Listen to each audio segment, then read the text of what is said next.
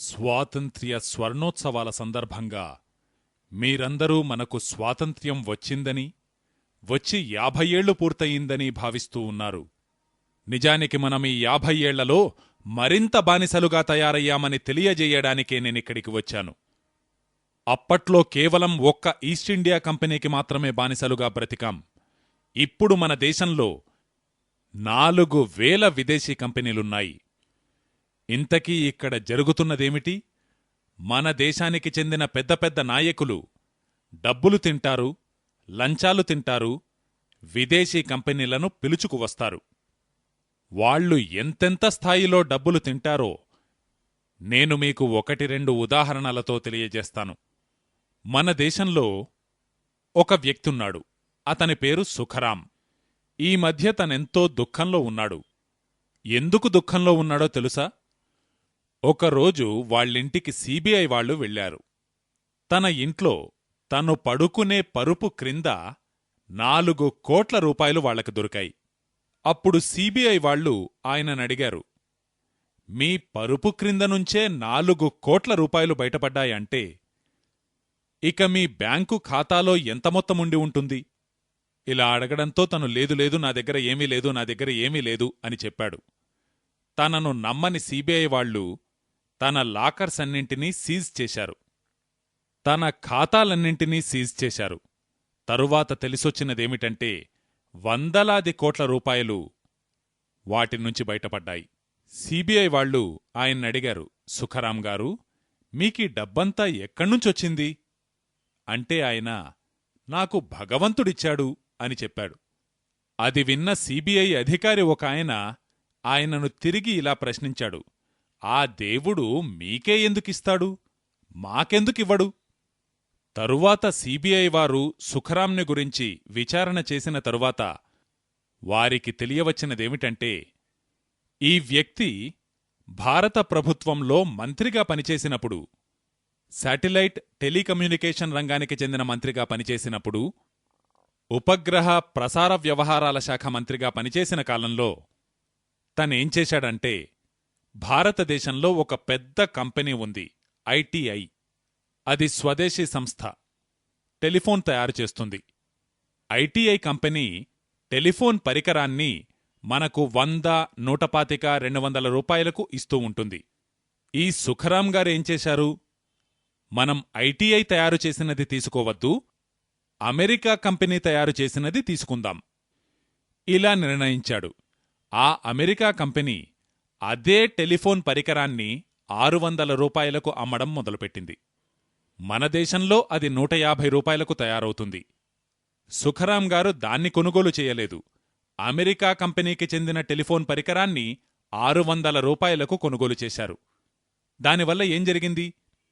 ఆ అమెరికా కంపెనీకి అందుతున్న 450 రూపాయల లాభంలో సుఖరాం గారికి కొంత కమిషన్ లభిస్తుంది. దీని పరిణామం ఏం జరిగింది? మన దేశానికి చెందిన భారీ స్థాయి కర్మాగారమైన ఐటిఐలో టెలిఫోన్ పరికరాన్ని తయారుచేసే 2 విభాగాలు మూతబడ్డాయి. రాబోయే కాలంలో మరొక 4 డివిజన్లు మూతబడనున్నాయి. ఐటిఐకి దేశవ్యాప్తంగా 6 డివిజన్లున్నాయి. ఈ కారణంచేత అది ఇప్పటికే 2 విభాగాలను మూసివేయవలసి వచ్చింది. అందుకు కారణం సుఖరాం గారు అది తయారుచేసే ఉత్పత్తిని కొనుగోలు చేయలేదు. అదే ఉత్పత్తిని అధిక ధరకు అమెరికా నుంచి కొనుగోలు చేశారు. ఈ వ్యవహారంలో కోట్ల రూపాయల కుంభకోణానికి పాల్పడ్డారు. అతనికి వచ్చిన డబ్బంతా అటువంటిదే. మరి తను మీర్ జాఫర్ కంటే తక్కువవాడా? కాని దురదృష్టమేమిటంటే ఈ వ్యక్తిని మనం 5 సంవత్సరాల పాటు మంత్రిగా కూర్చోపెట్టాం. 5 సంవత్సరాల కాలంలో తను ఈ దేశాన్ని ఏం చేసుంటాడో మీరాలోచించండి. ఇలాగే మీర్ జాఫర్తో పోలిన మరొక వ్యక్తి ఉంది. ఆమె కుమారి జయలలిత. ఆమె ఎవరు? తమిళనాడుకు ముఖ్యమంత్రి. ఆమె తమిళనాడుకు ముఖ్యమంత్రిగా ఉన్న కాలంలో ఆమె జీతమెంతో తెలుసా? ₹25. 1 రూపీ 25 పైసా పర్ మంత్. ఇది ఆమె జీతం. ఈ జీతాన్నే తీసుకునే ఆ సోదరి ఇంటికి సిబిఐ వాళ్లు వెళ్ళినప్పుడు వాళ్లకేం దొరికిందో తెలుసా? 40 కిలోల బంగారం, 800 కిలోల వెండి, 10,500 చీరెలు. ఇంకా వినండి, 7,500 శాండల్స్, ఎత్తుమడమల చెప్పులు. ఇంకా వినండి, ఇంకా వినండి, 44 ఎయిర్ కండిషనర్లు. ఇంకా వినండి, 19 లెమ్యూజిన్ కార్లు. ఒక్క లెమ్యూజిన్ కారు ఖరీదు ప్రస్తుతం 5.5 లక్షల రూపాయలు. అటువంటివి 19 కార్లు. ఇక చివరిగా 65 కోట్ల రూపాయల నగదు. ఈ వింత చూడండి, ఆమెకు వచ్చే నెలసరి జీతం రూపాయి పావలా. మరి ఇంత సంపద ఎక్కడ్నుంచొచ్చింది? రూపాయి పావలా జీతం తీసుకుంటున్న వ్యక్తి ఇంట్లో 65 కోట్ల రూపాయల నగదు, 40 కిలోల బంగారం, 800 కిలోల వెండి, 10,500 చీరలు, 7,500 చెప్పుల జతలు, 19 విదేశీ కార్లు. ఇవన్నీ ఎక్కడ్నుంచొచ్చాయి? ఇక ఈ విషయమే విచారణ చేపడితే ఈ మధ్యనే విచారణ పూర్తయింది. సిబిఐ వాళ్లు చెప్పారు, ఈమె తమిళనాడుకు ముఖ్యమంత్రిగా ఉన్నప్పుడు తమిళనాడులో చందన వృక్షాల అడవులున్నాయి. చందనమంటే తెలుసుకదా, శాండల్వుడ్. వేల హెక్టార్ల మేర విస్తరించి ఉన్న ఆ చందన వృక్షాల అడవులను ఉచితంగా ఆమె విదేశీ కంపెనీలకు అప్పగించింది. ఆ విదేశీ వ్యాపార సంస్థలేం చేశాయి? ఇందుకు బదులుగా ఆమెకు లంచాలు తినిపించాయి. అలా ఆమె లంచాలు మింగింది. ఇప్పుడు ఆమెపైన న్యాయస్థానంలో విచారణ జరుగుతూ ఉంది. ఈ విచారణ ఎంతకాలం జరుగుతుందో ఎవరికీ తెలీదు. ఆమెకు ఉరిశిక్షైనా పడుతుందేమో తెలియదు. మన దేశంలో ఎటువంటి వ్యక్తులున్నారో చూడండి. 2వ నెంబరు మీర్ జాఫర్ కథ ఇది. ఇక మీర్ జాఫర్ నెంబర్ 3 మరొక వ్యక్తి ఉన్నారు.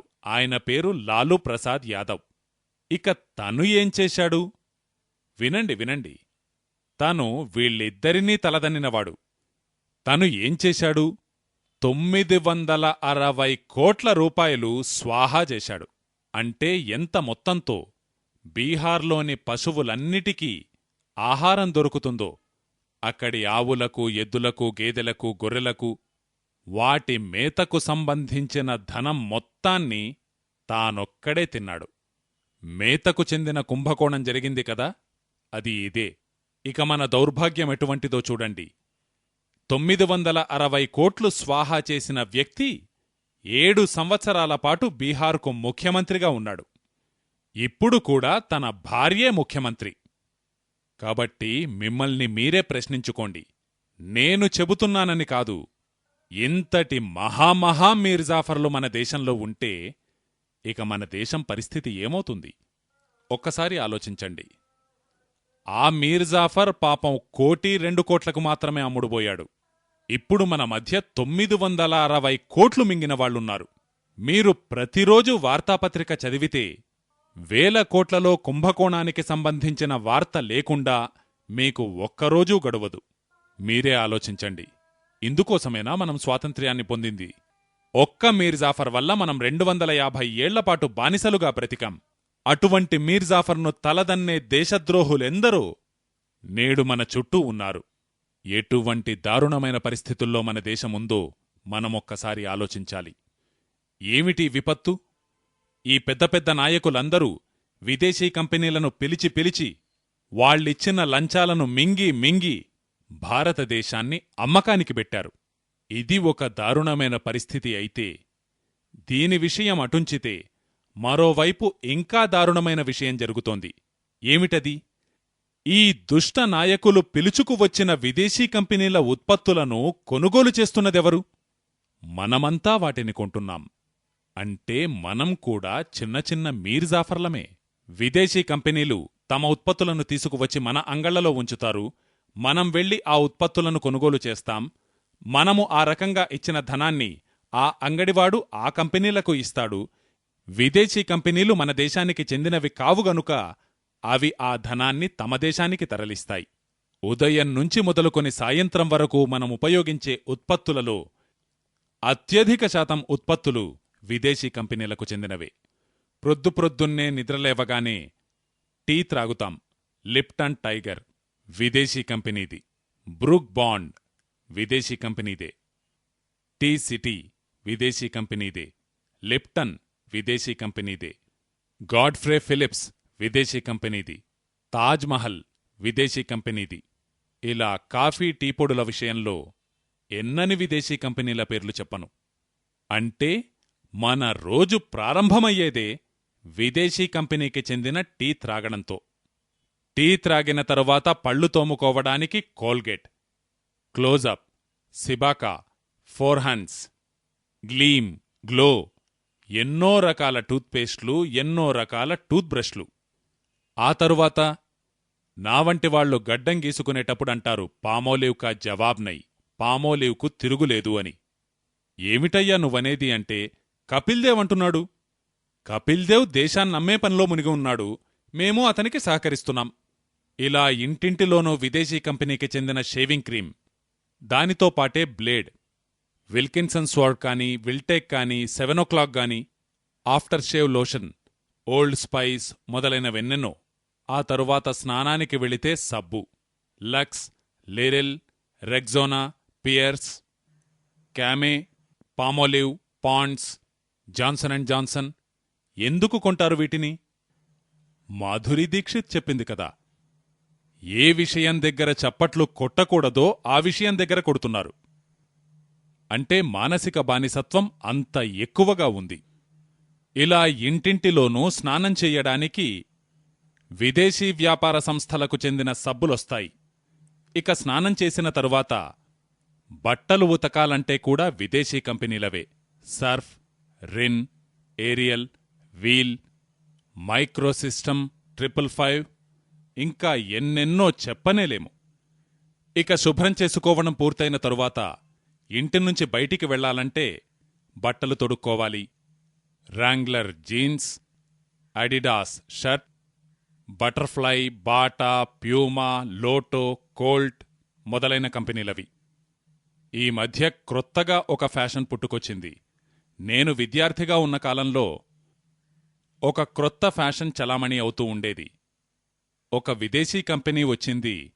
అది పూర్తిగా టైట్గా, పూర్తిగా బిగుతుగా ఉండే జీన్స్ ప్యాంట్ మరియు బిగుతుగా ఉండే షర్ట్ను అమ్మడం మొదలుపెట్టింది. దానితో దేశమంతా అదే ఫ్యాషన్ పాకిపోయింది. పూర్తిగా టైట్గా ఉండే జీన్స్, టైట్గా ఉండే షర్ట్. అవి ఎంత బిగుతుగా ఉండేవంటే అసలు ఎక్కేవే కాదు. దానితో ఏం చేసేవారు? మా హాస్టల్లో ఉండే విద్యార్థులందరూ నేలమీద పడి పొర్లుతూ పొర్లుతూ దాన్నెక్కించుకునేవారు. ఇప్పటి పరిస్థితేమిటి? ఇప్పుడు మరో విదేశీ కంపెనీ వచ్చింది. అది క్రొత్త ఫ్యాషన్ ప్రవేశపెట్టింది. పూర్తిగా వదులుగా ఉండే ప్యాంట్, అలాగే పూర్తిగా వదులుగా ఉండే షర్ట్. అది ఎంత వదులుగా అంటే ఒక్కోదానిలో ఇద్దరిద్దరు పట్టవచ్చు. ఇప్పుడు మీరెవర్నైనా అడిగితే, బాబూ ఇంతకీ నువ్వు తొడుక్కున్నదేమిటి అంటే బ్యాగీ అంటాడు. బ్యాగీ అంటే ఏమిటి? ఏమో మాకైతే తెలీదు. వాళ్ళు తొడుక్కుంటారు అంతే. ఆంగ్లంలో ఒక మాట ఉంటుంది, అది బెగ్గర్. బెగ్గర్ అంటే అర్థం బిచ్చగాడు అని. అమెరికన్ ఇంగ్లీష్లో బెగ్గర్ అనే పదానికి సమానార్థంలో మరొక పదాన్ని వాడుతూ ఉంటారు. అదే బ్యాగీ. అంటే దానికి నిర్వచనం the man who appears to be a beggar. అంటే చూడడానికి బిచ్చగాడిలా కనిపించే వ్యక్తి అని అర్థం. ఇక ఇప్పుడు మీరే ఆలోచించుకోండి, బ్యాగీ తొడుక్కుని మీరు మరింత అందంగా కనిపిస్తున్నారా, లేదు బిచ్చగాళ్లలా కనిపిస్తున్నారా? అంటే మనమేమి తొడుక్కుంటున్నామో దానిని గురించి ఆలోచించడానికి కూడా ఒక్క నిమిషం తీరికలేదు. ఎవరైనా యువకుడు బ్యాగీ తొడుక్కుని ఉంటే నేనతన్ని అడుగుతాను, బాబూ ఎందుకు దీన్ని వేలాడేసుకుని తిరుగుతున్నావు అంటే తనంటాడు, రాజీవ్ భాయ్ షారుఖ్ ఖాన్ తొడుక్కునేదిదే కదా అని. నేను తిరిగడుగుతాను, మరి షారుఖ్ ఖాన్ ఏదో ఒకరోజు బావిలో దూకుతాడు, మరి నువ్వు అంటే నేను దూకుతానంటాడు. అంటే దానిని గురించి 2 నిమిషాలు ఆలోచించే తీరిక కూడా లేదు. బ్యాగీ తొడుక్కుని స్కూళ్లకు కాలేజీలకు వెళుతుంటారు. పని చెయ్యడానికి పెన్ను పెన్సిలు కూడా విదేశీ కంపెనీలదే. ఇక స్కూళ్లకు కాలేజీలకు బయలుదేరేటప్పుడు చాలామంది అంటుంటారు, అరే బాబూ నేను చార్లీ సెంట్ వేసుకోనేలేదు అంటాడు. మరొకడంటాడు, అరే ఏం చెప్పమంటావ్, నేను ఫెయిర్ అండ్ లవ్లీ పూసుకోనేలేదు. ఎందుకు కావాలయ్యా నీకు ఫెయిర్ అండ్ లవ్లీ? ఎందుకంటే తెల్లబడడానికి. ఫేర్ అండ్ లవ్లీ పూసుకున్నంత మాత్రానే అందరూ తెల్లగా మారిపోయేటట్లయితే దక్షిణ భారతదేశంలో ఒక్కళ్ళు కూడా నల్లగా మిగిలుండేవాళ్లు కాదు. ఇక వీటన్నింటితో అలంకరించుకుని స్కూళ్లకు కాలేజీలకు వెళతారు. ఇక వారు ఉపయోగించే పెన్లు పెన్సిళ్ళు కూడా విదేశీ కంపెనీలవే. రేనాల్డ్స్, రోటోమాక్ ఎందుకు కొంటారయ్యా అంటే వ్రాస్తూ వ్రాస్తూ ఉండగానే అన్ని పనులు అయిపోతాయి అని. మీరే ఒక్కసారి చెప్పండి, ఆ ప్రకటనలో చెప్పినట్లు వ్రాస్తూ వ్రాస్తూ ఉండగానే అన్ని పనులు అయిపోయేటట్లయితే ఇక స్కూళ్ళు కాలేజీల పరిస్థితి ఏమవుతుందో మీరే చెప్పండి. ఇక స్కూలు కాలేజీ పూర్తి చేసుకుని ఇంటికి తిరిగి వెళతారు. అల్పాహారము తేనీరు తీసుకుంటారు, అది కూడా విదేశీ కంపెనీలదే. బిస్కెట్లు విదేశీ కంపెనీలవే. Britannia, Nestle, Cadburys, Marie. Coffee త్రాగితే అది కూడా విదేశీ కంపెనీదే.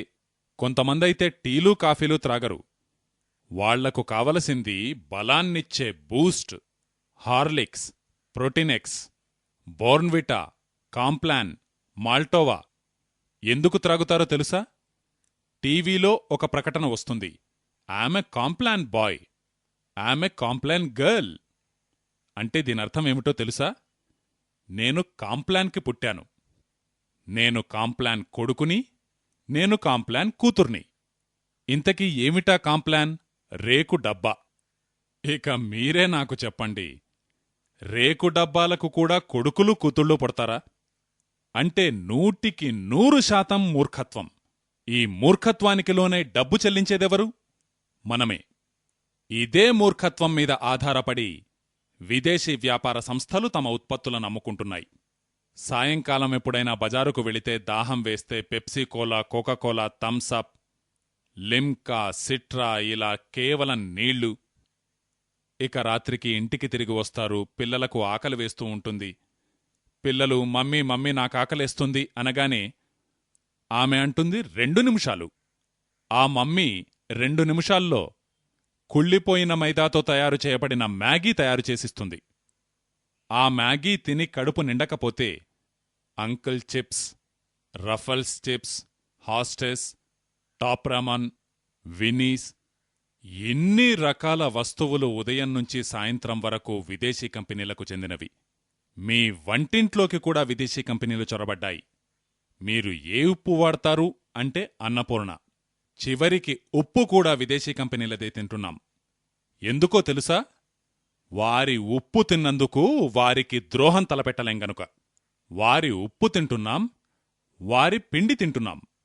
అంటే ఈ దేశం ఏ స్థాయిలో పతనమైందంటే మనం మన ఉప్పును తయారు చేసుకోలేం, మన పిండిని తయారు చేసుకోలేం. మనం ఎన్ని వస్తువులు విదేశీ కంపెనీల నుంచి కొనుగోలు చేస్తున్నామంటే దీనివల్ల ఎంతటి పెను ముప్పు వాటిల్లనుందో మీకు అర్థం కావట్లేదు మిత్రులారా.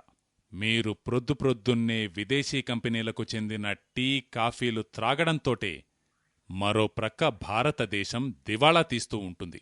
మనము తీరికగా టీలు, కాఫీలు త్రాగుతూ ఉన్నందువల్ల భారతదేశం చెమటోడ్చి సంపాదించిన 5,600 కోట్ల రూపాయలు విదేశాలకు తరలించబడుతూ ఉంటుంది.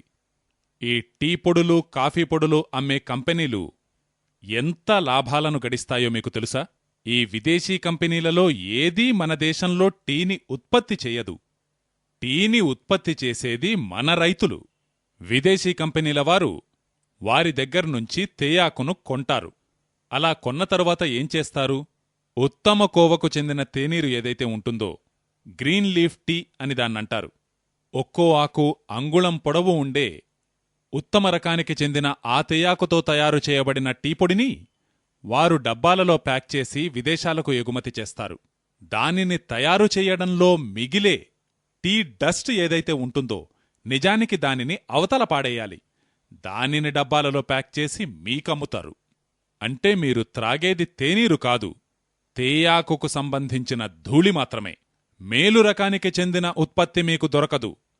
అన్నిటికంటే చెత్త రకం ఉత్పత్తి మాత్రమే మీకు దొరుకుతుంది. పైగా ఈ టీ డస్ట్ ఎంత ప్రమాదకరమైనదో మీకు తెలుసా? ఇది క్యాన్సర్ కారకం. మీరు ఎప్పుడైనా వినే ఉంటారు, అక్కడక్కడ వ్రాయబడి ఉంటుంది, పొగ త్రాగరాదు అని. ఎందుకని? పొగ త్రాగడం ఆరోగ్యానికి హానికరం. ఎందుకు హానికరం? పొగ త్రాగడం వల్ల క్యాన్సర్ వస్తుంది. క్యాన్సర్ ఎలా వస్తుంది? సిగరెట్లో ఒక విషపదార్థముంటుంది. దాన్ని నికోటిన్ అంటారు. నికోటిన్ అనే విషపదార్థం పొగతో బాటుగా మన శరీరంలోకి ప్రవేశిస్తే క్యాన్సర్ కారకమవుతుంది. సిగరెట్లో ఉన్న నికోటిన్ అనే విషపదార్థమే తేయాకు ధూళిలోనూ ఉంది, కాఫీలోనూ ఉంది. మనము ఎంత మోతాదులో విషపదార్థాన్ని తీసుకుంటున్నాం?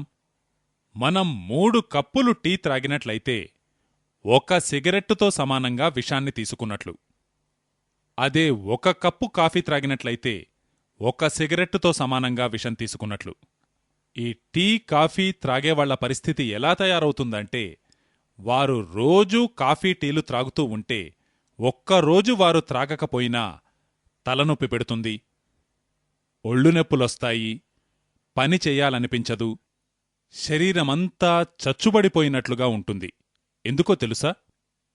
రోజూ నల్లమందు తినే వ్యక్తిగాని, గంజాయి తీసుకునే వ్యక్తిగాని ఒక్కరోజైనా ఆ నల్లమందో గంజాయో తీసుకోకపోతే ఏ పనీ చెయ్యలేకపోతారు. ఈ టీ, కాఫీల పరిస్థితి కూడా అలాగే తయారైంది. ఈ టీ, కాఫీలు వైద్యశాస్త్రాన్ననుసరించి మన దేశం విషయంలో విషంతో సమానం. ఎందుకంటే మన దేశం ఉష్ణదేశం. వేడిమి ఎక్కువగా ఉండే దేశాలలో జనులలో సాధారణ పరిస్థితులలోనే అధికంగా ఉంటుంది. అటువంటిది ఈ టీ, కాఫీలు తీసుకుంటే అది మరింత పెరుగుతుంది. అంటే మనమంతా క్రమక్రమంగా విషాన్ని తీసుకుంటూ క్యాన్సర్ను కొని తెచ్చుకుంటున్నాం.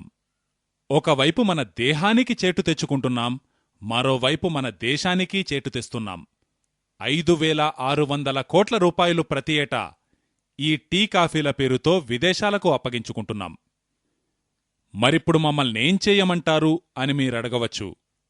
పరిష్కారం అత్యంత సరళం. మీరు క్యాన్సర్ రోగులు కాకూడదు అని భావించేటట్లయితే, మీరు మత్తు పదార్థాలకు బానిసలు కాకూడదు అని భావించేటట్లయితే, మీ తనువు, మీ మనస్సు మునుపటి కంటే మెరుగుగా ఉండాలని మీరు వాంఛించేటట్లయితే, నేటినుంచే టీ, కాఫీలను మానివేయండి. మరి ఏమి త్రాగాలి అని మీరడుగుతారేమో. పాలు త్రాగండి. ఆవు పాలు త్రాగగలిగితే మరీ మంచిది. కొందరంటారు పాలు మాత్రం త్రాగలేము అని. అంటే ఉత్తమమైన, నాణ్యమైన ఉత్పత్తిని మాత్రం తీసుకోము, విషాన్ని మాత్రం తీసుకుంటాం. పాలు త్రాగలేకపోతే మజ్జిగ త్రాగండి. మజ్జిగ త్రాగలేకపోతే నిమ్మరసం త్రాగండి. లేదు కొబ్బరి నీళ్లు త్రాగండి. అదీ కాదనుకుంటే బత్తాయి రసమో, కమలాపండు రసమో తీసుకోండి. లేదా చెరకు రసం త్రాగండి. ఇలా త్రాగడానికి ఉత్తమమైన, నాణ్యమైన, శరీరానికి మేలు చేసే పానీయాలు ఎన్నో ఉన్నాయి. ఒకవేళ ఇవేవీ త్రాగలేకపోతే నీటిని వేడి చేసుకుని త్రాగండి. శరీరానికి ఎంతో మేలు చేసే ఉత్తమమైన, నాణ్యమైన పానీయమది. గోరువెచ్చని నీళ్లు త్రాగడం వలన 2 వ్యాధుల నుంచైతే ఖచ్చితంగా బయటపడతారు. ఒకటేమిటంటే, మూత్రపిండాల్లో కానీ, పిత్తాశయంలో కానీ రాళ్ల సమస్య ఉండదు. ఈ మధ్య గాల్ స్టోన్, కిడ్నీ స్టోన్ సమస్య ఎంత విపరీతంగా ఉందంటే, అదే వేణ్నీళ్లు త్రాగేవాళ్లకి ఆ సమస్య రానేరాదు. కాబట్టి వేడినీళ్లు త్రాగడంలో ఎటువంటి ఖర్చూ లేదు. మీ శరీరం కూడా ఆరోగ్యవంతంగా ఉంటుంది. మీ ఇంటికి వచ్చిన అతిథులకు కూడా అదే ఇవ్వండి. భారతదేశం నుంచి 5,600 కోట్ల రూపాయలు ప్రతి ఏటా బయటికి వెళ్లడం మీరు ఆపినవారవుతారు. ఈ విషయంలో ఒకసారి ఒక విద్యార్థి నన్నడిగాడు. బహుశా మీ మనసుల్లో కూడా అదే ప్రశ్న ఉదయించవచ్చు. ఆయనడిగాడు, రాజీవ్భాయ్, ఒకవేళ మనమంతా ఇలా టీ, కాఫీలను మానివేసినట్లయితే ఆ పంటలు పండించే రైతుల గతేమిటి? ఆ విషయంలో నేనిచ్చే సలహా ఏమిటంటే, మన దేశంలో పండుతున్న తేయాకు, కాఫీ గింజలను 100% ఎగుమతి చేద్దాం. ఎందుకు? చల్లటి దేశాలైన అమెరికా, జర్మనీ, ఫ్రాన్స్, కెనడా వంటి దేశాల్లో ఈ టీ, కాఫీలు ఎంతో అవసరం. వారికి టీ, కాఫీలు లేకపోతే ఎంతో కష్టపడవలసి వస్తుంది. అయితే వారి దగ్గర టీ, కాఫీలు పండవు. కాబట్టి మనం మన దగ్గర పండిన తేయాకు కాఫీ గింజలను 100కి 100 పాళ్ళు ఎగుమతి చేసినట్లయితే మనకు 10,000 కోట్ల ఆదాయం వస్తుంది. 5,600 కోట్లు మన నుంచి బయటికి వెళ్లడం ఆగుతుంది. పైగా 10,000 కోట్ల ఆదాయం వస్తుంది. కాబట్టి నికరముగా 15,500 కోట్లు ప్రతి ఏటా భారతదేశానికి మిగులుతుంది. నేటి ఆర్థిక వ్యవస్థలో చెప్పేదేమిటంటే, డబ్బును ఆదా చేసుకోవడమే డబ్బును సంపాదించడం కంటే ప్రధానం. ఇలా మనకు 15,500 కోట్లు మిగిలినట్లయితే 1 కోటి రూపాయలతో 1 కర్మాగారాన్ని స్థాపించినా, అటువంటి ఒక్కో కర్మాగారంలో 100 మందికి పని లభించినా 1,50,000 మందికి మనం ఉపాధి కల్పించిన వాళ్లమవుతాం. మనము టీ కాఫీలను మానివేసినట్లయితే. అందుకే టీ కాఫీలను మానివేయండి. భారతదేశానికి మేలు జరుగుతుంది, మీ దేహానికి మేలు జరుగుతుంది. ఇటువంటిదే మరొక చిన్న సలహా. మనము బ్రష్ చేస్తూ ఉంటాం. కోల్గేట్ క్లోజప్ సిబాకా ఫోర్హన్స్ ఎందుకు చేస్తాం? ఎందుకంటే నోటి దుర్వాసనను పోగొడుతుంది, దంతాల రుగ్మతలను అరికడుతుంది. మరైతే మీరే ఆలోచించండి, కోల్గేట్ లేని సమయంలో బహుశా అందరి దంతాలు కుళ్ళిపోతూ ఉండేవేమో, అందరి నోటినుంచి దుర్వాసన వస్తూ ఉండేదేమో. మన నాయనమ్మ తాతయ్యల కాలంలో కోల్గేట్ ఎలాగూ లేదు. మీరే మీ నాయనమ్మలను తాతయ్యలను అడగండి, మీ కాలంలో కోల్గేట్ లేదు కదా, మరి మీరు కలిసి ఒక దగ్గర కూర్చుని మాట్లాడుకోవడమంటూ జరిగేదా లేదా? అప్పుడు మీకు వాళ్లే తెలియజేస్తారు. మన నాయనమ్మలు తాతయ్యలు వేపపుల్లతో పళ్ళు తోముకునేవారు, తుమ్మపుల్లతో పళ్ళు తోముకుంటారు. ఎందుకలా చేస్తారు? వేపపుల్లతో పళ్ళు తోముకోవడం వెనుక ఎంతో గొప్ప వైజ్ఞానిక రహస్యం దాగి ఉంది. కారణమేమిటో తెలుసా? మొదటి కారణం నేను ముందే మీకు చెప్పాను. వేప చెట్టు ఆక్సిజన్ను ఇస్తుంది. ఇంకొక కారణముంది. మీరు వేపపుల్లను నమిలినప్పుడు మీ నోటిలో ఎక్కువ లాలాజలం ఊరడం మీరు గమనిస్తారు. సలీవా ఎక్కువగా తయారవుతుంది. లాలాజలం ఎంత ఎక్కువగా తయారైతే జీర్ణ వ్యవస్థ అంత చక్కగా పనిచేస్తుంది. జీర్ణ వ్యవస్థ ఎంత సక్రమంగా ఉంటే అంతే గొప్పగా మీ శరీరం యొక్క రోగనిరోధక శక్తి ఉంటుంది. మీ జీర్ణ వ్యవస్థ ఎంత గొప్పగా ఉంటే రోగాలు కూడా మీకు అంతే దూరంలో ఉంటాయి. ఎందుకంటే 90% రోగాలు జీర్ణ వ్యవస్థ సక్రమంగా లేకపోవడం వల్లనే వస్తాయి. ఆహారం చక్కగా జీర్ణం కావాలంటే డాక్టర్లు మీకు చెబుతూ ఉంటారు, తిన్నటువంటి ఆహార పదార్థాలను బాగా నమిలి తినాలి అని. ఎందుకు? ఎందుకంటే లాలాజలం ఎక్కువగా తయారవుతుంది గనుక. స్వీకరించిన పదార్థాన్ని జీర్ణం చేసే పని లాలాజలమే అధికంగా చేస్తుంది.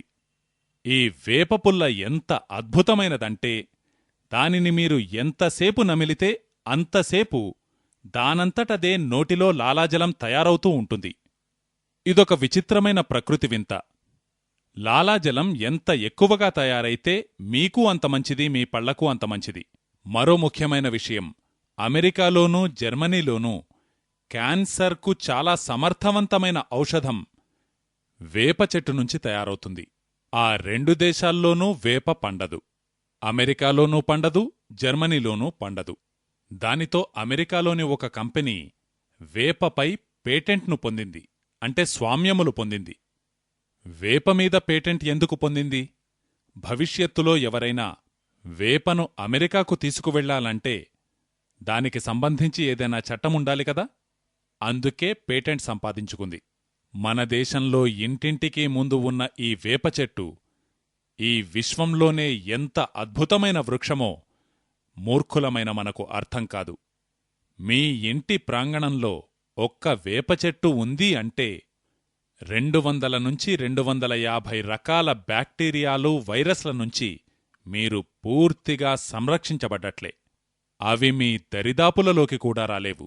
అంత గొప్ప కాపలాదారులా వ్యవహరిస్తుంది ఈ వేపచెట్టు. ఇన్ని అద్భుత ఔషధ విలువలున్న వేపపుల్లను వేల సంవత్సరాలుగా మనం పళ్ళు తోముకోవడానికి వాడుతూ ఉన్నాం. గత కొద్దికాలంగా మాత్రం టెలివిజన్లో ప్రచారం మొదలైంది, కోల్గేట్తో పళ్ళు తోముకోండి అని. అది విని మనము కోల్గేట్తో పళ్ళు తోముకోవడం మొదలుపెట్టాం. ఇక మనకు వేపపుల్లతో పళ్ళు తోముకునేవాళ్లు మూర్ఖులుగా కనిపిస్తున్నారు. కోల్గేట్తో పళ్ళు తోముకునేవాళ్లు తమను తాము తెలివిగలవాళ్లమనుకుంటూ ఉన్నారు. నిజానికి వాస్తవం ఇందుకు విరుద్ధం. వేపపుల్లతో పళ్ళు తోముకునేవారు ఎంతో గొప్ప మేధావులు. కోల్గేట్తో పళ్ళు తోముకునేవాళ్లు మహామూర్ఖులు. ఎందుకో చెప్పమంటారా? కోల్గేట్ ఎలా తయారవుతుందో మీకు తెలుసా? ఎవ్వరికీ తెలియదు. ఎందుకు తెలియదు? కోల్గేట్ కంపెనీ ఎప్పుడూ కూడా తాను ఆ పేస్ట్ను ఎలా తయారు చేస్తుందో చెప్పదు. వాళ్ల డబ్బా మీద ఎప్పుడూ ఆ విషయాలు వ్రాయరు. పైగా కోల్గేట్ డబ్బా మీద ఐఎస్ఐ మార్కు కూడా ఉండదు, యాగ్ మార్కు కూడా ఉండదు. ఎందుకు? అన్నిటికంటే చెత్త క్వాలిటీది గనుక దానికి ఐఎస్ఐ మార్కు దొరికే అవకాశమే లేదు. మరి ఐఎస్ఐ మార్కు కూడా లేనటువంటిది, యాగ్ మార్కు కూడా లేనటువంటిది దానినే ఎందుకు కొనుక్కుని తెచ్చుకుంటారు? కోల్గేట్ టూత్పేస్ట్ ప్రపంచంలోనే చెత్త రకమైన టూత్పేస్ట్. ఎందుకు? ఎందుకంటే అది జంతువుల ఎముకల పొడితో తయారవుతుంది. నేనెవరితోనైనా రోజూ పొద్దున్నే లేచి జంతువుల ఎముకల పొడితో మీరు పళ్ళు తోముకోండి అని చెప్పాననుకోండి, వాళ్ళేమంటారు? పిచ్చి పిచ్చి మాటలు మాట్లాడకు అంటారు. అదే నేను కోల్గేట్తో పళ్ళు తోముకోమన్నాననుకోండి, అందరూ చేస్తున్నదదే. జంతువుల ఎముకల పొడితో పాటుగా దానిలో ప్రమాదకరమైన మరొక పదార్థముంది. అదే ఫ్లోరైడ్. ఫ్లోరైడ్ అనే విషపదార్థం శరీరంలో ఫ్లోరోసిస్ అనే భయంకరమైన వ్యాధికి కారణమవుతుంది. భారతదేశంలో నీటిలో మొదలే అసలు ఫ్లోరైడ్ ఎక్కువ. అందుకే భారతదేశంలో ఈ పేస్ట్లన్నింటినీ ఆపివేయాలి. ఇక దానిలో మూడవ ప్రమాదకరమైన పదార్థమొకటుంది. మనమేమనుకుంటామంటే ఏ పేస్టుతో ఎక్కువ నురగ వస్తుందో ఆ పేస్టు చాలా మంచిది అనుకుంటూ ఉంటాం. ఈ నురగ దేనితో తయారవుతుందో మీకు తెలుసా? నురగ ఎక్కువగా తయారయ్యేది రిన్లోనూ సర్ఫ్లోనూ. ఎందుకు నురగ ఎక్కువగా వస్తుంది? ఎందుకంటే దానిలో ఒక ప్రత్యేకమైన పదార్థం కలుపబడుతుంది. దానిని వైజ్ఞానికంగా సింథటిక్ డిటర్జెంట్ అంటారు. సింథటిక్ డిటర్జెంట్ను బట్టలు ఉతికే సబ్బులో కలుపుతుంటారు. దానినే కోల్గేట్లో కూడా కలుపుతారు, నురగ పుట్టించడానికి. నేను మీతో మీరు బట్టలుతికే సబ్బుతో పళ్ళు తోముకోండి, ఎందుకంటే దానిలో నురగ ఎక్కువగా వస్తుంది అని చెప్పాననుకోండి, ఎలా ఉంటుంది? ఇక మన దేశంలో అయితే కొంతమంది ఎటువంటి వాళ్లంటే అరగంట వరకు తెగరుద్దుతూ ఉంటారు నురగ బయటికి తీయడానికి. ప్రపంచంలోనే అన్నిటికంటే చెత్త రకమైన పేస్ట్ను మీరు వాడుతున్నారు. ఇక దీనికే సంబంధించిన మరో ముఖ్య విషయం. నేను ఐరోపా దేశాల్లో తిరుగుతున్నప్పుడు నాకు తెలిసొచ్చినదేమిటంటే, ఐరోపా దేశాలలో జనులకు పళ్ల సమస్యలు చాలా ఎక్కువ. ప్రపంచంలో ఎక్కువగా చెడిపోయిన దంతాలున్నవాళ్లు ఎక్కడున్నారు అంటే ఐరోపా దేశాల్లోనే ఉన్నారు. అక్కడ పరిస్థితి ఏమిటి? ప్రతి ఇద్దరిలోనూ ముగ్గురిలోనూ ఒకరు దంతవ్యాధులతో బాధపడుతూ ఉంటారు. అక్కడ ఉన్న వైద్యులలో అత్యధిక సంఖ్యాకులు పంటి వైద్యులు. అమెరికాలో కూడా ఇదే పరిస్థితి. ఒకసారి ఒక డాక్టర్ ఉన్నారు, ఆయన పేరు జుకర్సన్. మీ దేశంలో పంటి రోగుల సంఖ్య ఇంత ఎక్కువగా ఎందుకుంది అని నేనాయన్నడిగాను. అలాగే మీ దేశంలో పంటి వైద్యుల సంఖ్య కూడా ఇంత ఎక్కువగా ఎందుకుంది అని నేనడిగాను. దానికాయన చెప్పిన సమాధానం, మా దేశంలో దంతాలకు సంబంధించిన సమస్యలు ఇంత ఎక్కువగా ఉండటానికి కారణం పేస్ట్ను ఉపయోగించడమే. మరి పళ్ళు తోముకోవాలంటే ఉత్తమమైన పద్ధతి ఏమిటి అని నేను ఆయనను అడిగితే ఆయన చెప్పారు, అది మా దేశంలో లేదు, మీ దేశంలో ఉందా పద్ధతి? అదే వేపపుల్లతో పళ్ళు తోముకోవడం అని. మరి మీరెలా పళ్ళు తోముకుంటారు అని నేను ఆయన అడిగితే, నాకీ విషయం తెలిసినప్పటినుంచి నేను భారతదేశం నుంచి వేపపుల్లలు తెప్పించుకుంటూ ఉంటాను అన్నాడాయన. కాబట్టి వేపపుల్లలు ఇక్కడి నుంచి వెళితే వాళ్లు పళ్ళు తోముకుంటున్నారు, మనము మూర్ఖుల్లాగా ఈ పని చేస్తూ ఉన్నాం. పైగా మీ దేశంలో అమ్మబడుతున్న ఈ కోల్గేట్ పేస్ట్ అమెరికాలో అమ్మబడదు. ఈ కంపెనీ అమెరికాకు చెందినది.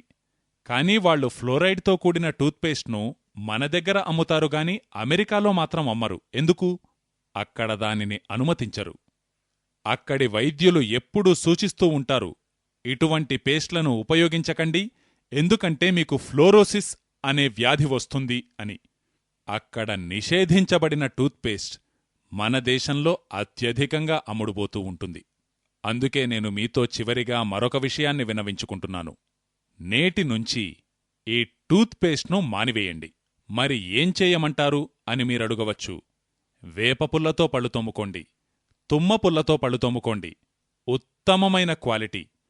ఎక్కడ దొరుకుతుంది అంటారేమో. బొంబాయిలో ప్రతి స్టేషన్కి ముందు దొరుకుతుంది.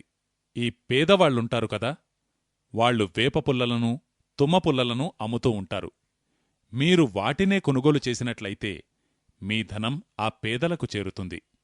అలా ఈ దేశంలో పేదలకు ఉపాధి దొరుకుతుంది. ఇక మీరు వారి దగ్గర కొనే పుల్లలు ఒక్కొక్క పుల్ల మీకు దాదాపు వారం రోజుల పాటు వస్తుంది.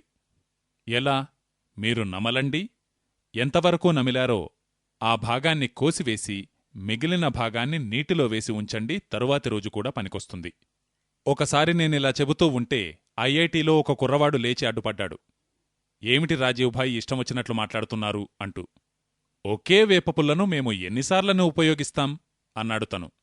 నేనతన్ని తిరిగి ప్రశ్నించాను. బాబూ, నువ్వు ఒకే టూత్బ్రష్ను ఎన్నిసార్లు ఉపయోగిస్తావు? ఒకరోజు తోముతారు, మళ్లీ కడిగి పక్కన పెడతారు, మళ్లీ తోముతారు, మళ్లీ కడిగి ప్రక్కన పెడతారు. ఇలా ఒకే టూత్బ్రష్ను సంవత్సరం పొడవునా వాడతారు. అయినా అది మురికనిపించదు. కాని ఒక్క వేపపుల్లను వారం రోజులు తోముకోమని నేను చెబితే మాత్రం అది మురికనిపిస్తుంది. ఈ జవాబు విని ఆ కుర్రవాడేమన్నాడో తెలుసా? నిజమే రాజీవ్భాయ్, మా బుర్రలు తలక్రిందులుగా పనిచేస్తున్నాయి అన్నాడు. నేనన్నాను, మీ బుర్రల్ని ఇలా తప్పుడు త్రోవలో పెట్టిందేమిటో తెలుసా? టెలివిజన్. మీరు దానిని టెలివిజన్ అంటారు, నేను దాన్ని ఈడియట్ బాక్స్ అంటాను. అది ఏ స్థాయిలో మూర్ఖత్వాన్ని చూపెడుతుందో తెలుసా? భార్యాభర్తలిద్దరూ కలిసి నడుస్తూ వెళుతూ ఉంటారు. కొంతసేపటి తరువాత భార్య ముఖం తిప్పుకుంటుంది. ఎలా చెప్పను, ఈయన నోటిలో దుర్వాసన వస్తుంది అంటుంది. ఇక వెంటనే ఆమె స్నేహితురాలు నాతో రా అంటుంది. ఇద్దరూ డాక్టర్ దగ్గరికి వెళతారు. ఆ డాక్టర్ అంటుంది, అరే, కోల్గేట్ రక్షణ చక్రాన్ని మీరు పొందలేదా? మరైతే మీకు నోటి దుర్వాసన తప్పకుండా వస్తుంది. ఆ పైన ఆమె ఇంటికి కోల్గేట్ వస్తుంది. అప్పటివరకు నోటి దుర్వాసన వస్తున్న ఆమె మొగుడు కోల్గేట్తో తోముతాడు. కోల్గేట్తో తోమిన తరువాత ఆయన భార్య ఆయనకు దగ్గరగా వస్తుంది. క్రింద ఒక వాక్యం వ్రాస్తారు, దూరాలు దగ్గరయ్యాయి అని. అంటే దీనర్థమేమిటో తెలుసా? దీనర్థమేమిటంటే భార్యాభర్తలు కోల్గేట్ను ఉపయోగించకపోతే ఇక వారు దూరంగానే ఉంటారు. కోల్గేట్ను ఉపయోగిస్తేనే దగ్గరికొస్తారు. ఇక మీరే చెప్పండి, ఇంతకంటే మూర్ఖత్వం ఇంకేమైనా ఉంటుందా? భారతీయ సంస్కృతిలో భార్యాభర్తల సంబంధం పరస్పర ప్రేమ, పరస్పర విశ్వాసము, పరస్పర సద్భావనలపై ఆధారపడి ఉంటుంది. కాదు, కోల్గేట్ పేస్ట్ మీద ఆధారపడి ఉంది అని టెలివిజన్ మనకు నేర్పిస్తూ ఉంది. అందుకే ఈ 100% మూర్ఖత్వం నుంచి బయటికి రండి. దానివల్ల కలిగే ప్రయోజనమేమిటో తెలుసా? మనమంతా వేపపుల్లను వాడడం మొదలుపెట్టేటట్లయితే మనం 1 సంవత్సరానికి ఎంత పేస్ట్ను వాడతామో తెలుసా? దేశవ్యాప్తంగా ప్రతి ఏటా 200 నుంచి 250 కోట్ల రూపాయల పేస్ట్ కొనుగోలు చేయబడుతూ ఉంది. ఇదే 200-250 కోట్ల రూపాయలు మనం వేపపుల్లను కొనడానికి వినియోగించినట్లయితే మన దేశంలో ఎంతోమందికి మనం ఉపాధి కల్పించిన వాళ్లమవుతాం. మీలో ఒక సందేహం కలుగవచ్చు, మనమంతా వేపపుల్లను వాడడం మొదలుపెట్టేటట్లయితే ఇక మన దేశంలో వేపచెట్లే మిగలవు అని మీరు భావించవచ్చు. ఇందుకుగాను నేను మీకు మరొక పరిష్కారం చెబుతున్నాను. మీ పుట్టినరోజు జరుపుకుంటూ ఉంటారు కదా, ఆ రోజు ఏం చేస్తూ ఉంటారు మీరు? ఒక కేక్ తీసుకొస్తారు, దానిపై కొవ్వొత్తినుంచుతారు, ఫూ ఫూ ఫూ అంటూ దాన్ని ఆర్పుతూ ఉంటారు. మన భారతీయ సంస్కృతిలో దీపాన్ని ఆర్పేదెప్పుడు? ఎవరైనా మరణించినప్పుడు. మనమేం చేస్తున్నాం? పుట్టినరోజునాడే దీపాన్నార్పుతున్నాం. అంటే చావడానికి సిద్ధపడుతున్నాం. మరి మా పుట్టినరోజును ఎలా జరుపుకోమంటారు అని మీరు నన్నడగవచ్చు. అందుకై మీకొక ఉత్తమమైన మార్గాన్ని చెబుతున్నాను. మీ ప్రతి పుట్టినరోజుకి మీరొక వేపచెట్టును నాటడం అలవాటు చేసుకోండి. అంటే 50 పుట్టినరోజులు మీరు జరుపుకున్నట్లయితే మీరు 50 వేపచెట్లు నాటినవారవుతారు. ఒక్క వేపచెట్టు పెరిగి పెద్దయిన తరువాత సంవత్సరానికి 15 లక్షల రూపాయల విలువ చేసే ఆక్సిజన్నిస్తుంది. అటువంటిది మనం 50 వేపచెట్లు నాటినట్లయితే 50ని 15 లక్షలతో గుణిస్తే ఎంత? ఎవరన్నా ఒకళ్ళు చెప్పండి. 7.5 కోట్లు. 7.5 కోట్ల రూపాయల విలువ చేసే ఆక్సిజన్ ఎవరిచ్చారు? మనము నాటిన వేప చెట్లు. ఇప్పుడు నేను మిమ్మల్ని మన దేశం కోసం 7.5 కోట్ల రూపాయలు దానం చేయండి అంటే మీరేమంటారు? మా దగ్గర లేనేలేవు అంటారు. అదే నేను మిమ్మల్ని 7.5 కోట్ల రూపాయల ఆక్సిజన్ను దానం చేయమని అడిగితే అది మనమంతా చేయగలిగిన పని. ఒక్కొక్క వేప చెట్టును నాటుకుంటూ పోతే ఇక మీ దేశంలో వేపపుల్లలకు కొదవే ఉండదు. వేపపుల్లలకు లోటు లేకపోవడమే కాకుండా ఆక్సిజన్ ఎంత భారీ మొత్తంలో విడుదలవుతుందంటే వాతావరణ కాలుష్యం ఇట్టే మాయమవుతుంది. కాబట్టి ఇదొక ఉత్తమమైన సూత్రం. పళ్ళు తోముకోవడానికి వేపపుల్లను ఉపయోగించండి. వేపపుల్ల కోసం వేపచెట్టును నాటండి. అలా ప్రతి సంవత్సరం మీ పుట్టినరోజుకు ఒక వేపచెట్టును నాటుతూ వెళ్ళండి. భారతదేశం యొక్క వాతావరణ కాలుష్యానికి సంబంధించిన సమస్య కూడా పరిష్కరించబడుతుంది. ప్రతి ఏటా మనము నిష్కారణంగా చెల్లిస్తున్న 200 నుంచి 250 కోట్ల రూపాయలు కూడా మనకు ఆదా అవుతుంది. అలాగే మరో చివరి సలహా. ఒక విదేశీ కంపెనీ వచ్చింది. అది నీటిని అమ్ముతుంది. Pepsi Cola, Coca Cola, Thums Up, Limca, Citra. ఈ నీళ్ల సీసాలున్నాయి కదా, వీటిలో ఏమేమి కలుపుతారో మీకు తెలుసా? ఎవ్వరూ ఆ విషయాలు చెప్పరు. ఎందుకు చెప్పరు? ఎందుకంటే వారు దానిలో కలిపేది విషం కనుక. ఆ విషమేమిటో తెలుసా? Carbon dioxide. కార్బన్ డయాక్సైడ్ను నిశ్వాస ద్వారా బయటికి వదలాలి అని, ఆక్సిజన్ను ఉచ్ఛ్వాస ద్వారా లోనికి తీసుకోవాలి అని వైద్యశాస్త్రం చెబుతుంది. మనమేం చేస్తుంటాం? లెహర్ పెప్సీని త్రాగుతూ కార్బన్ డయాక్సైడ్ను లోనికి తీసుకుంటూ ఉంటాం. అంటే మిత్రులారా, ఈ కోకాకోలా, పెప్సీలు కాలకూట విషాలు. ఎందుకివి విషాలు? వీటిలో కార్బన్ డయాక్సైడ్ ఉంది గనుక. అదేవిధంగా ప్రమాదకరమైన మరో 2 పదార్థాలు కూడా వీటిలో ఉన్నాయి.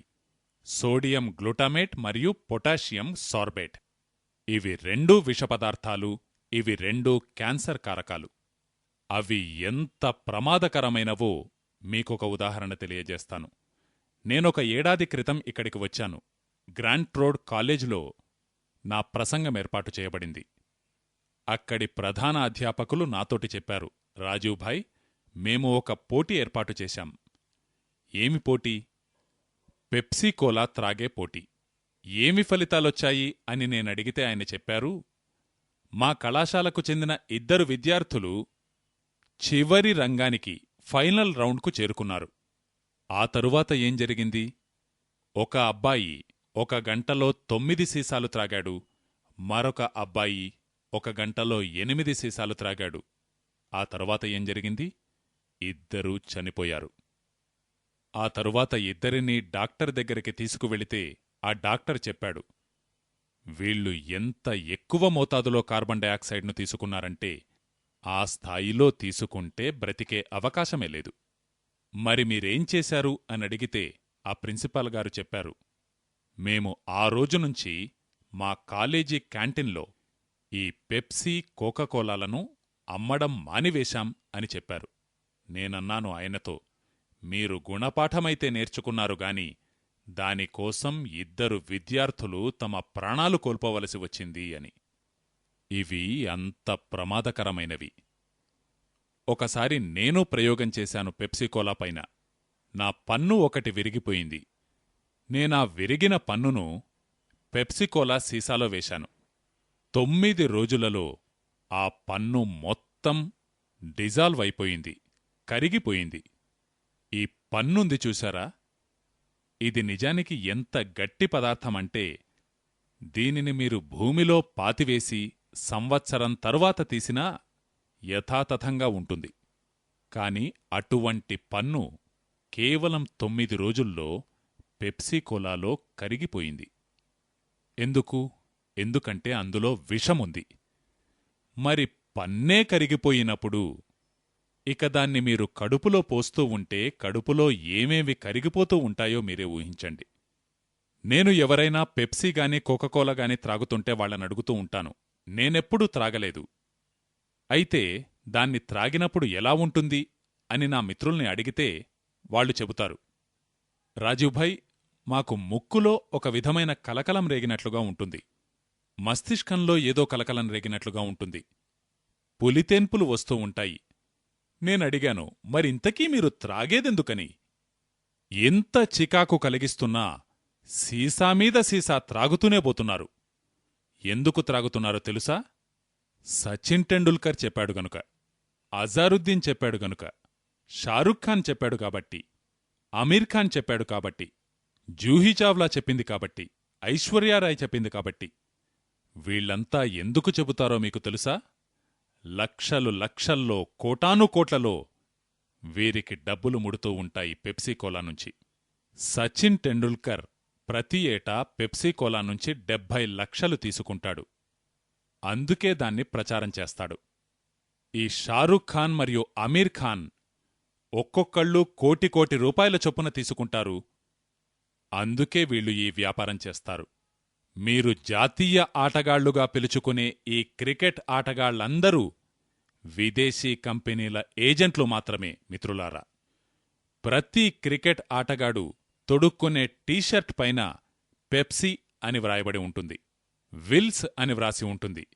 ఇప్పుడు మీరే అడగండి, మీరు భారతీయులు కదా, మరి విదేశీ కంపెనీల వ్యాపార ప్రకటనలెందుకిస్తూ ఉన్నారు?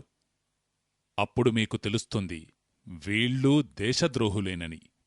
సచిన్ టెండూల్కర్కు ప్రతి నెల 50,000 రూపాయల జీతం లభిస్తుంది, మనం చెమటోడ్చి సంపాదించిన ధనం నుంచి. ఈ జీతం మనమాయనకు ఇచ్చేది ఎందుకు? క్రికెట్ ఆడుతున్నందుకు. అయినా ఈ డబ్బుతో తన కడుపు నిండదు గనుక విదేశీ కంపెనీల ప్రచారం చేస్తూ ఉంటాడు. కేవలం మన రాజకీయ నాయకులే కాదు మన దేశాన్ని అమ్మకానికి పెట్టింది, మన క్రికెట్ ఆటగాళ్లు కూడా.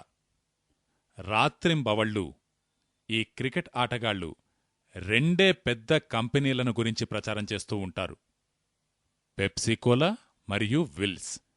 ఇవి 2 కంపెనీలు భారతదేశానికి ఎంత చేటు తెస్తున్నాయో తెలుసా? పెప్సీకోలా ప్రతి సంవత్సరం భారతదేశం నుంచి 240 కోట్ల రూపాయలు అమెరికాకు తీసుకువెళుతుంది. ఇక్కడ విషాన్నమ్ముతారు, ఇక్కడి నుంచి 240 కోట్ల రూపాయలు అమెరికాకు తరలించబడుతుంది. ఈ 240 కోట్ల రూపాయలతో భారతదేశంలో ఏమి చెయ్యగలమో మీకు తెలుసా? 2 లక్షల గ్రామాలలో త్రాగునీటి సౌకర్యాన్ని కల్పించగలం. ఈ దేశంలో స్వాతంత్ర్యం వచ్చి 50 ఏళ్లు పూర్తయినా 2 లక్షల గ్రామాలలో త్రాగునీటి వసతి లేదు అని ప్రభుత్వం చెబుతున్న గణాంకాలు తెలియజేస్తున్నాయి, నావి కావు. మన దేశంలో నేటికి కోటానుకోట్ల మంది త్రాగునీటి సౌకర్యం లేక దాహార్తులై ఉన్నారు. గుజరాత్లో నేను నా కళ్ళారా చూశాను. కచ్లో నీటి కొరత ఎంత తీవ్రంగా ఉందంటే ఒక్క కుండెడు నీళ్ల కోసం మహిళలు 15 కిలోమీటర్ల వరకు కాలినడకన వెళుతుంటారు. ఒక్కొక్క గ్రామంలో నేను చూశాను 4 రోజులకు ఒకసారి త్రాగునీరు వస్తుంది. తమిళనాడు, కర్ణాటక రాష్ట్రాలలో నీటి కొరత ఎంత తీవ్రంగా ఉందంటే ఆ 2 రాష్ట్రాలు నీటికోసం ఒకరిపై ఒకరు కత్తులు దూసుకుంటున్నాయి. కావేరీ జలాలు మాకు కావాలంటే మాకు కావాలని. దేశవ్యాప్తంగా 2 లక్షల గ్రామాలలో దారుణమైన నీటి కొరత తాండవిస్తూ ఉంటే మన ప్రభుత్వాలేంచేస్తూ ఉన్నాయి? ఆ 2 లక్షల గ్రామాలలో త్రాగునీటి వసతి అయితే లేదుగాని పెప్సీకోలా మాత్రం ఊరూరా అమ్ముడుబోతూ ఉంది. ఈ పెప్సీ, కోకాకోలాల కోసం మనము ఏ ధనాన్ని వెచ్చిస్తున్నామో, ఏ 240 కోట్ల రూపాయల ధనం ప్రతి ఏటా అమెరికాకు తరలించబడుతూ ఉందో, అదే ధనం మన దేశంలోనే ఉంటే లక్షల గ్రామాలకు త్రాగునీటి వసతి కల్పించవచ్చు. ఇది నేడు మన దేశంలోని వాస్తవ పరిస్థితి. నేను మీకొక సూక్ష్మమైన విషయాన్ని చెబుతున్నాను. మీ చేతిలోకి ఎప్పుడైనా పెప్సీ లేదా కోకాకోలా సీసా వచ్చినట్లయితే మీరు భారతదేశంలో త్రాగునీటికి కూడా నోచుకోని ఆ దీనుల ముఖాలను ఒక్కసారి స్మరించుకోండి. మీ చేతులు కంపిస్తాయి. నేను ఎంత దారుణమైన జాతిద్రోహానికి పాల్పడుతున్నానంటే, నేను పెప్సీ, కోకాకోలాలు త్రాగి కోట్లాది రూపాయలను అమెరికాకు పంపిస్తున్నాను. మీరు ఈ కంపెనీలకు సమర్పించుకుంటున్న ధనమెంతో తెలుసా? ఒక పెప్సీ, కోలా బాటిల్ తయారు చేయడానికయ్యే ఖర్చు 70 పైసలు. అటువంటిది బజారులో 7.5–8 రూపాయలకు అమ్ముడుపోతూ ఉంది. దీన్ని బట్టి మనం ఎంత డబ్బు సమర్పించుకుంటున్నామో ఒక్కసారి ఊహించండి. అందుకే మీరు మీ చేతికి పెప్సీ లేదా కోకాకోలా వచ్చినప్పుడల్లా త్రాగునీరు కూడా అందక అలమటిస్తున్న కోటానుకోట్ల మంది సోదరీ సోదరులను గుర్తుకు తెచ్చుకోండి. అప్పుడు కూడా మీకు ఈ పెప్సీ కోలా త్రాగాలనిపిస్తే మిమ్మల్ని మించిన దేశద్రోహులు మరొకరుండరు. ఇది నా సూత్రం. మీకు మరో విషయం చెబుతున్నాను.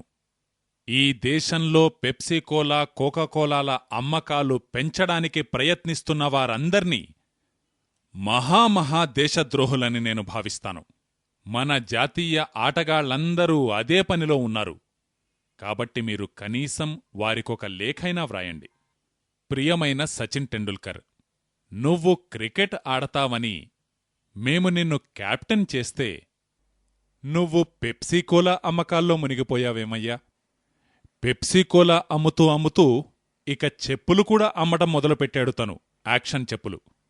ఎంత సిగ్గుచేటో చూడండి. మీ దేశం యొక్క జాతీయ క్రికెట్ జట్టు నాయకుడు చెప్పులు అమ్ముతూ ఉన్నాడు.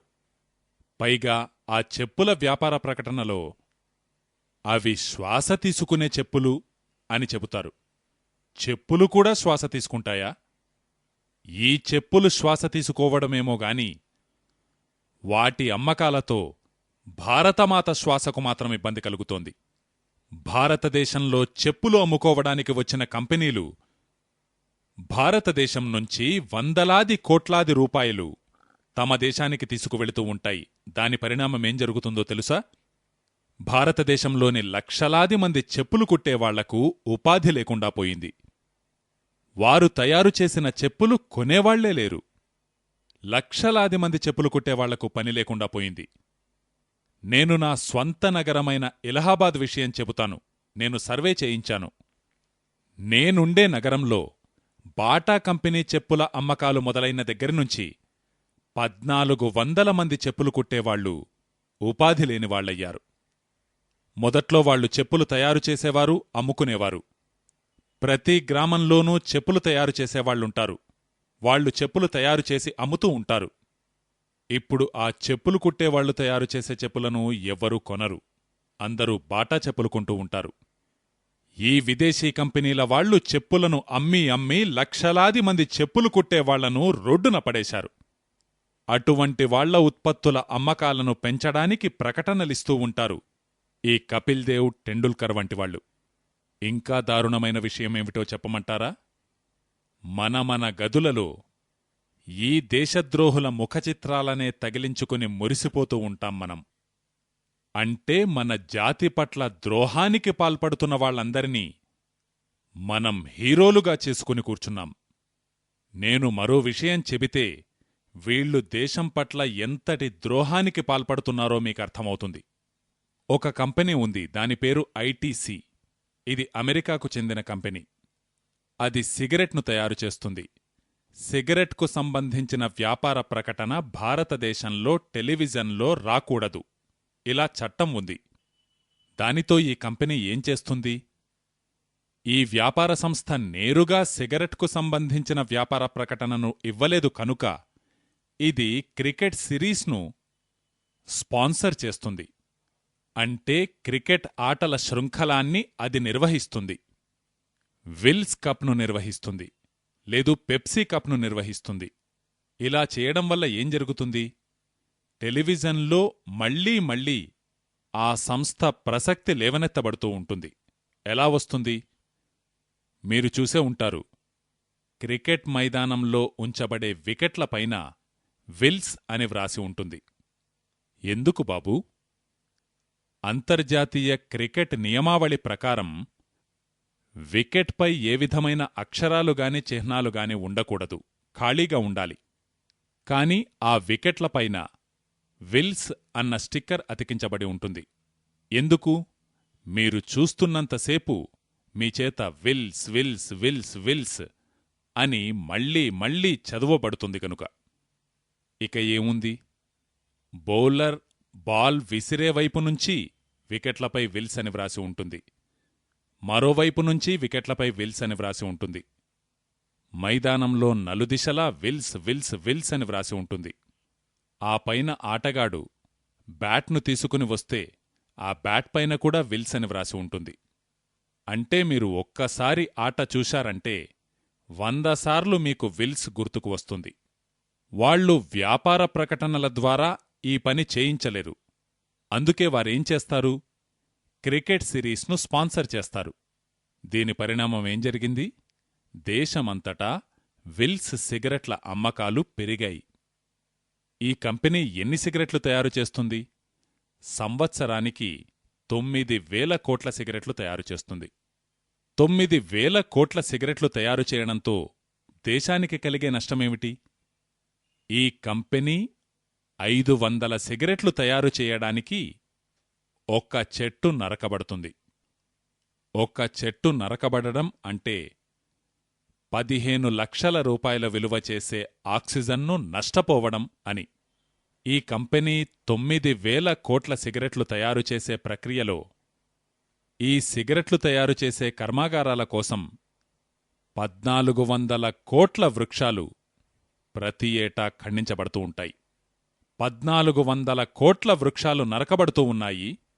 ప్రతి చెట్టు 10 నుంచి 15 లక్షల రూపాయల విలువ చేసే ఆక్సిజన్ను మనకిస్తూ ఉంది. ఇలా 1,000 కోట్ల రూపాయల విలువ చేసే ఆక్సిజన్ అంతమైపోతుంది.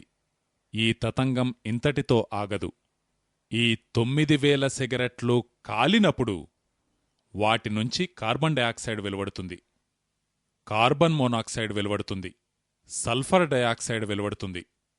ఎంత మోతాదులో ఇవి వెలువడతాయి? 9,000 కోట్ల సిగరెట్లను కాల్చినట్లయితే 46,000 మెట్రిక్ టన్నుల విషవాయువులు అవి కాలడం వల్ల బయల్పడుతూ ఉంటాయి. ఒక ప్రక్కన ఆక్సిజన్ లేకుండా పోవడం, మరో ప్రక్కన 46,000 మెట్రిక్ టన్నుల విషవాయువులు పుట్టడం. ఆ విషవాయువులను పీల్చేది మనమే. సిగరెట్ త్రాగేవాడు చస్తున్నాడు, ఆ ప్రక్కనున్నవాడు చస్తున్నాడు. ఇంత పెద్ద తతంగం జరుగుతోంది. అమెరికాలో ఇదే సత్యం బయటపడిన తరువాత సిగరెట్ తయారీదారులపై కఠోరమైన నిబంధనలు విధించారు వారు. పన్ను ఏ స్థాయిలో పెంచారంటే ఇక వారికి సిగరెట్ అమ్మడమే కష్టమైపోయింది. అవే సిగరెట్ కంపెనీలు భారతదేశంలో మాత్రం విచక్షణారహితంగా సిగరెట్లను తయారుచేస్తూ ఉన్నాయి, అమ్ముకుంటూనూ ఉన్నాయి. వారి అమ్మకాలను పెంచే పనిలో మన జాతీయ క్రికెట్ జట్టు ఆటగాళ్లందరూ నిమగ్నమై ఉన్నారు. వీళ్లసలు భారతీయులేనా? పైగా వీరు మన జాతికి ప్రతినిధులా? వీరు తాము భుజిస్తున్న పాత్రకే చిల్లు పెట్టేవాళ్లు. దౌర్భాగ్యమేమిటంటే వీళ్ల ఆటను చూడడానికే మనం టికెట్ కొనుక్కుని వెళుతూ ఉంటాం. ఈ క్రికెట్ ఆటతో మన దేశానికి ఎంత నష్టం జరుగుతోందో మీరూహించలేరు. ఒక్కరోజు అంతర్జాతీయ మ్యాచ్ నిర్వహించబడుతూ ఉంది అంటే దేశమంతటా పని చతికిలబడిపోతుంది. కార్మికులు పనికి వెళ్లరు, విద్యార్థులు విద్యాలయాలకు వెళ్లరు, ఏ పనీ జరుగదు. టీవీ ముందన్నా కూర్చుని ఉంటారు, లేదు కామెంట్రీ అయినా వింటూ ఉంటారు. ఇలా కామెంట్రీని విననివాళ్లు, టీవీ ముందు కూర్చొనివాళ్లు నేరుగా మైదానానికే వెళ్ళిపోతారు. ఇలా ఆట జరిగిన ప్రతిరోజూ దేశానికి 250 కోట్ల రూపాయల నష్టం వాటిల్లుతూ ఉంటుంది. ఇతరత్రా 1,000 కోట్ల రూపాయలలో నష్టం ఉంటుంది. మ్యాచ్ జరిగిన ప్రతిరోజు 250 కోట్ల రూపాయల నష్టం ఉంటుంది. అటువంటిది 5 రోజుల పాటు మనం మ్యాచ్ చూస్తూ ఉంటాం. ఆ మ్యాచ్ చూడడంలో వాళ్లకు వచ్చే ఆనందమేమిటో అర్థం కాదు. నేను ఎన్నోసార్లు అందరితో అంటూ ఉంటాను, ఈ ఆటలు చూసే కంటే మీరే స్వయంగా ఆడేటట్లయితే కనీసం శరీరానికి చక్కటి వ్యాయామమన్నా దొరుకుతుంది. చేతగాని వాళ్లలా కూర్చుని కూర్చుని చూస్తూ ఉంటారు. పైగా కబుర్లు, అరే పిచ్చివాడు అవుటైపోయాడు, నేనే అయ్యుంటే ఇలా కొట్టేవాణ్ణి. మరైతే ఆ బ్యాటేదో తీసుకుని నువ్వే అక్కడికి పోవచ్చు కదా. ఇక దీనికే సంబంధించిన మరొక విషయం. ఈ క్రికెట్ను మన దేశానికి తీసుకువచ్చిందెవరు? ఆంగ్లేయులు. ఆంగ్లేయులు మన దేశంలో క్రికెట్ను ఎందుకు ప్రచారం చేశారు? మన దేశాన్ని నాశనం చేయడానికి. ప్రపంచంలో తెలివిగల దేశాలేవీ క్రికెట్ను ఆడవు. అమెరికాలో క్రికెట్ ఉండదు, జర్మనీలో క్రికెట్ ఉండదు, ఫ్రాన్స్లో క్రికెట్ ఉండదు, జపాన్లో క్రికెట్ ఉండదు, చైనాలో క్రికెట్ ఉండదు, దక్షిణ కొరియాలో క్రికెట్ ఉండదు, మలేషియా, ఇండోనేషియాలలో క్రికెట్ ఉండదు. ఏ ఏ దేశాలలో ప్రస్తుతం క్రికెట్ లేదో ఆయా దేశాలు అభివృద్ధి పథంలో ముందుకు పోతూ ఉన్నాయి. ఆర్థిక వ్యవస్థ దృష్ట్యా క్రికెట్ ఆడబడుతున్న దేశాలన్నీ దివాళా తీస్తూ ఉన్నాయి. ప్రపంచంలో కేవలం 12 దేశాలలో మాత్రమే క్రికెట్ ఆడబడుతూ ఉంది. ఆ దేశాల ఆర్థిక పరిస్థితి చూడండి, ఒకదానికంటే ఒకటి దారుణంగా ఉంటుంది. మరి ఏమిటి మీరు చేస్తున్నది? ఎందుకు క్రికెట్ పట్ల ఇంత వ్యామోహం? అందుకే నేను మీతో చెబుతాను, ఈ పెప్సీ, విల్స్ వీటిని మాత్రమే బహిష్కరించడం కాదు, ఈ క్రికెట్ ఆటగాళ్లను కూడా బహిష్కరించండి. కనీసం వీరికొక లేఖ వ్రాయండి మీరు. మేము మిమ్మల్ని మా దేశం తరఫున క్రికెట్ ఆడమని ఎంచుకున్నాం. అటువంటిది మీరు మా దేశం పట్ల ద్రోహానికి పాల్పడుతూ ఉన్నారు. ఇంకా ఇందులో మీరు గ్రహించవలసిన విషయం మరొకటుంది. ఈ క్రికెట్ ఆటలో గెలుపు ఓటములు వాటంతటవే జరుగవు. ఈ గెలుపు ఓటముల వెనుక ఎంతో పెద్ద మొత్తాలు చేతులు మారుతూ ఉంటాయి. ఈ కథలన్నీ బయటికి వచ్చాయి కూడా. మన దేశానికే చెందిన ఒక క్రికెట్ ఆటగాడు మనోజ్ ప్రభాకర్ ఈ విషయాలన్నింటినీ బయటపెట్టాడు. తనన్నాడు, నేను డబ్బు తీసుకుని ఆడేవాణ్ణి, నాలాగే భారతీయ క్రికెట్ జట్టులో ఎంతోమంది డబ్బు తీసుకుని ఆడేవాళ్లున్నారు. ఎలా ఆడతారు? మీరు రాజకీయ నాయకులు అవినీతికి పాల్పడడం గురించి వినే ఉంటారు. అంతకు మించిన అవినీతికి ఈ ఆటగాళ్లు పాల్పడుతూ ఉంటారు. అవినీతికి ఎలా పాల్పడుతూ ఉంటారో తెలుసా? ఒకసారి వెస్టిండీస్కు ఇండియాకు మధ్య కాన్పూర్లో ఆట జరిగింది. ట్రయాంగ్యులర్ క్రికెట్ సిరీస్లో అది సెమీఫైనల్స్ మ్యాచ్. అందులో వెస్టిండీస్ జట్టు మొదట ఆడింది, 236 పరుగులు చేసింది. తరువాత భారత జట్టు బ్యాటింగ్కు దిగింది. 34 ఓవర్ల ఆట ముగిసింది. 6 వికెట్లకు 194 పరుగులు చేశారు. 4 ఆటగాళ్లు మిగిలి ఉన్నారు. 15 ఓవర్లు మిగిలి ఉన్నాయి. నెమ్మది నెమ్మదిగా ఆడినా భారత జట్టు గెలుస్తుంది. అప్పుడు క్రీజ్లో ఉన్నవారు మనోజ్ ప్రభాకర్ మరియు నయన్ మొంగియా. వీళ్ళిద్దరూ ఏం చేశారో తెలుసా? టక్కుమని ఆడుకుంటూ 15 ఓవర్లూ కొనసాగించేశారు. 12 పరుగులు మాత్రం చేశారు. గెలవవలసిన భారత జట్టు ఓడిపోయింది. సాయంత్రం క్రికెట్ కంట్రోల్ బోర్డ్ సమావేశం జరిగింది. అందులో ఐఎస్ బింద్రా అన్న ఒక అధికారి ఉన్నారు. ఆయన ఒక కమిటీ ఏర్పాటు చేశాడు. ఈ మ్యాచ్ ఎందుకు ఓడిపోయిందో విచారణ చేయమని. కమిటీ విచారణ చేసిన తరువాత తెలిసినదేమిటంటే, ఆటగాళ్లకు లంచం ఇవ్వబడింది. ఏ ఆటగాళ్లకు లంచమిచ్చారు, ఎంత లంచమిచ్చారు? మీకు తెలుసా? ఈ స్పాన్సర్ చేసే కంపెనీలన్నీ జూదంలో కోట్ల కొద్ది రూపాయలు పెడుతూ ఉంటాయి. మిత్రులారా, ఇప్పుడు క్రికెట్ ఆటగా మిగల్లేదు, అదొక జూదంగా మారిపోయింది. ఆ జూదంలో కోట్ల కొద్ది రూపాయలు చేతులు మారుతూ ఉంటాయి. అలా కోట్ల కొద్ది రూపాయలు పెట్టాయి పెప్సికోలా మరియు ఇతర కంపెనీలు. ఏ విషయం మీద పందెం కాశాయి? ఫైనల్కి వెస్టిండీస్ జట్టు చేరుకుంటుంది అని. ఆ మ్యాచ్లో భారతదేశం గెలిచి ఉంటే వారికి కోట్లలో నష్టం వాటిల్లి ఉండేది. అందుకే వారు 2 ఆటగాళ్లకు లంచమిచ్చారు. ఇక వీళ్లు కావాలనే మ్యాచ్ను ఓడించారు. ఆ తరువాత వీరిద్దరినీ టీం నుంచి తొలగించడం జరిగింది. ఆ తరువాతి కాలంలో నయన్ మొంగియా అయితే ఇప్పుడు ఆడుతున్నాడుగాని మనోజ్ ప్రభాకర్ బయటే ఉన్నాడు. బయటికి వచ్చిన తరువాత తను ఈ బండారమంతా బయటపెట్టాడు. ఈ వ్యవహారాలిలా జరుగుతాయి అని. ఇక ఈ కథనం బయటికి వచ్చిన తరువాత చంద్రచూడ్ అధ్యక్షతన ఒక కమిటీ ఏర్పాటు చేయబడింది. వారి నివేదిక బయటికి వస్తే ఈ దేశంలో ఏం జరుగుతోందా అని మీ కళ్ళు పేలిపోతాయి. మనం వినోదంగా భావిస్తున్న ఈ ఆట కోటానుకోట్లలో మన జాతీయాదాయాన్ని నాశనం చేస్తూ ఉంది. అందుకే నేను మీకు మరొక విషయాన్ని వినవిస్తున్నాను. ఈ క్రికెట్ను బహిష్కరించండి, ఈ క్రికెట్ ఆటగాళ్లను బహిష్కరించండి. వాటితో పాటుగా ఈ విదేశీ కంపెనీలను కూడా బహిష్కరించండి. చివరిగా ఇంకొక విషయం, ఈ విదేశీ కంపెనీల బహిష్కరణ ఎప్పుడు విజయవంతమవుతుంది? ఈ విదేశీ వ్యాపార సంస్థల బహిష్కరణ విజయవంతం కావాలంటే మీ ఇంట్లో టెలివిజన్ మూతబడాలి. ఎందుకు? ఎందుకంటే ఈ విదేశీ కంపెనీల ప్రభావమంతా టెలివిజన్ ద్వారానే పడుతోంది. రాత్రింబవళ్ళూ మనకు ఈ వ్యాపార ప్రకటనలు చూపించి చూపించి వాళ్లు బలవంతంగా మనచేత ఆ ఉత్పత్తులను కొనిపిస్తారు. మనమసలు టెలివిజన్ ఎందుకు చూస్తూ ఉంటాం?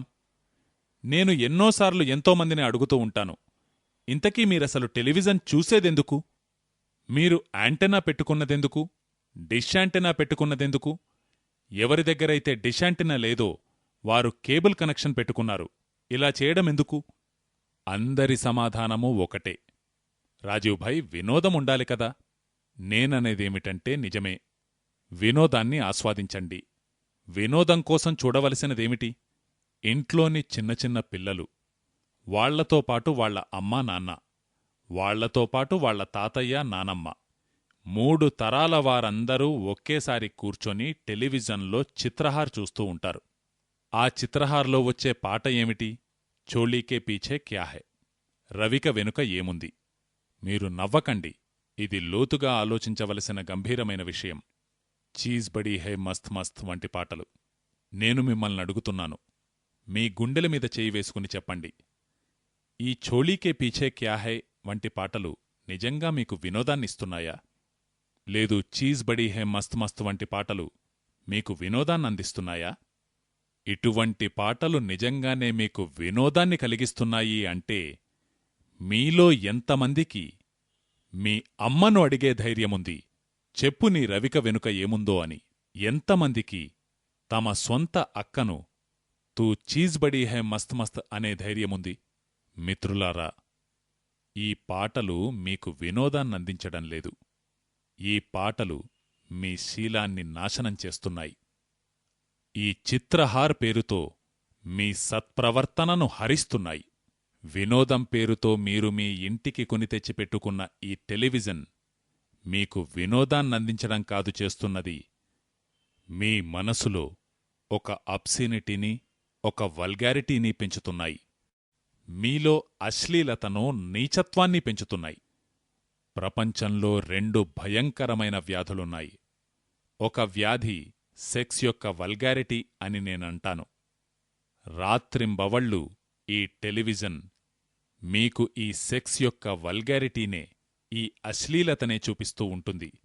ఈ అశ్లీల దృశ్యాలను చూసి చూసి చూసి చూసి ఏదో ఒకనాడు భారతీయ నవయువకులు, యువతులు వారు చూస్తున్నదే చెయ్యడానికుపక్రమిస్తారు.